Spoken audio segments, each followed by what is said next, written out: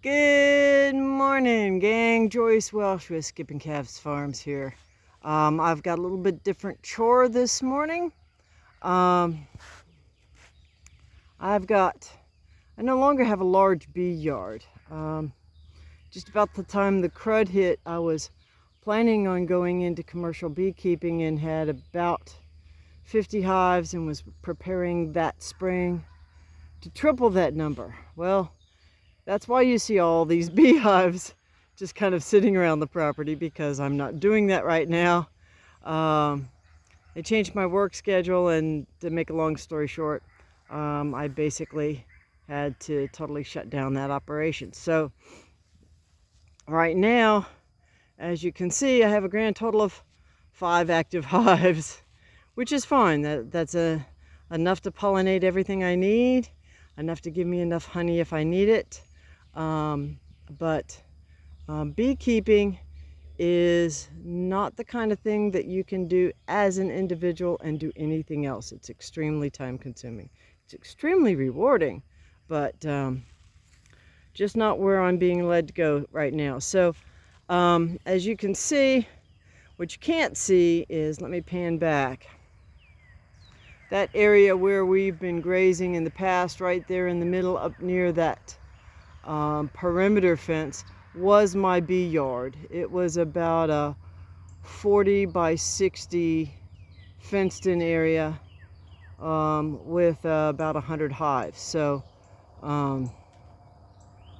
I took that down in order to put the perimeter fence up, and all I kept was these 5.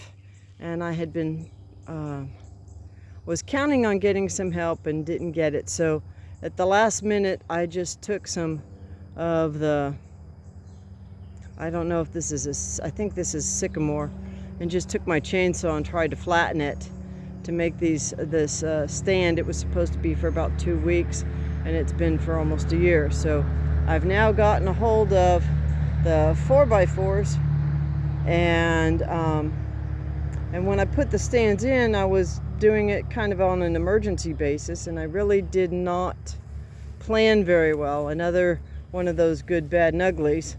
On my garden, I don't know, let me pin it this way.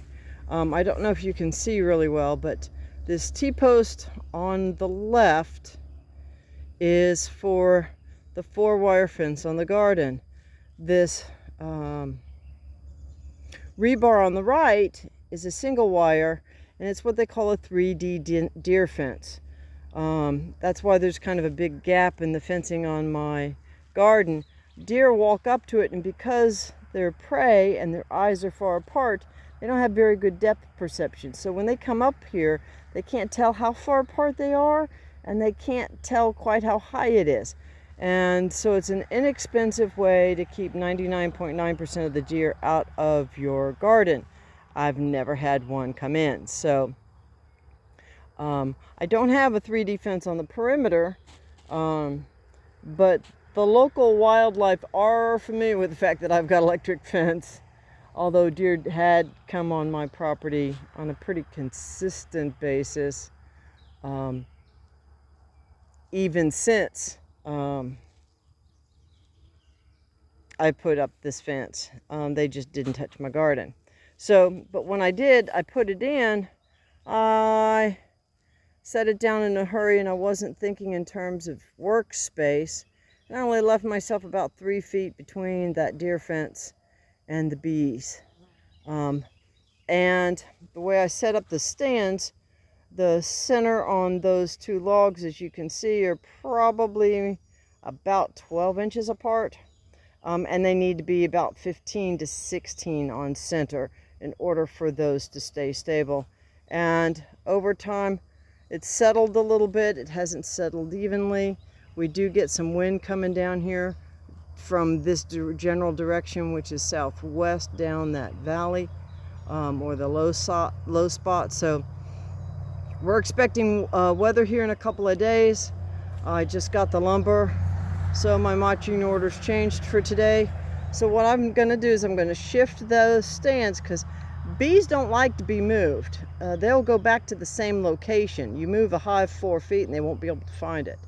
But I'm hoping, because of the orientation of the stands and where they come and go from, I'm going to change it and just shift it about 3 feet this direction. I'm not going to change the spacing on the hives or the color combinations or anything else. I'm just going to shift it out and build 2 stands here.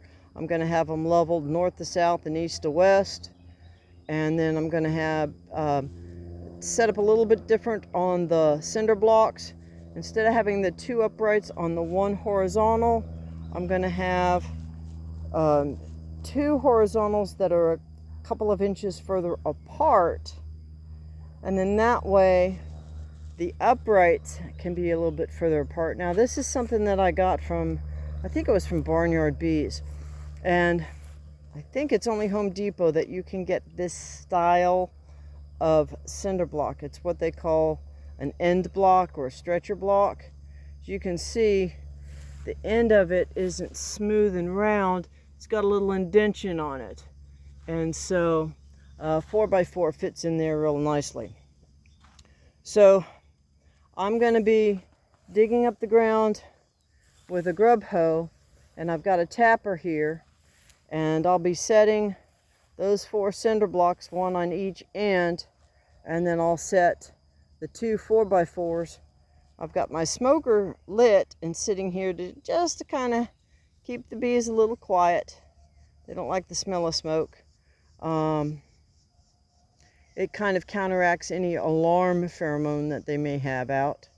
And so this is going to be my morning, rebuilding these 2 stands, taking each stand apart, moving it over here, and putting it back together. So just a little bit different kind of chore on the job, on the property, but you know, it still beats sitting in front of a computer listening to somebody who needs your help and won't take it.